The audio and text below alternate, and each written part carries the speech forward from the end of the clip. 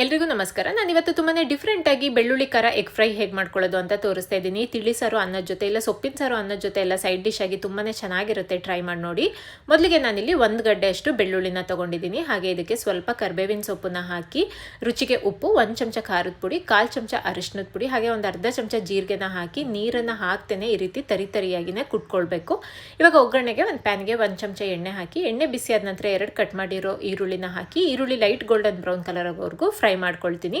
ನಂತರ ಕುಟ್ಟಿಟ್ಕೊಂಡಿರೋ ಬೆಳ್ಳುಳ್ಳಿ ಖಾರನ ಹಾಕೊಳ್ತಾ ಇದ್ದೀನಿ. ಇದನ್ನು ಮೀಡಿಯಂ ಫ್ಲೇಮಲ್ಲಿ ಇಟ್ಕೊಂಡು 1 ನಿಮಿಷ ಫ್ರೈ ಮಾಡಿಕೊಂಡು ನಂತರ ಇದಕ್ಕೆ ಒಂದು 2 ಸ್ಪೂನ್ ನೀರನ್ನು ಹಾಕಿ ಈ ಮಸಾಲದ್ದೆಲ್ಲ ಹಸಿ ವಾಸನೆ ಹೋಗೋವರೆಗೂ ಒಂದು 2 ನಿಮಿಷ ಇದನ್ನು ಕುದಿಸ್ಕೊಳ್ಬೇಕು.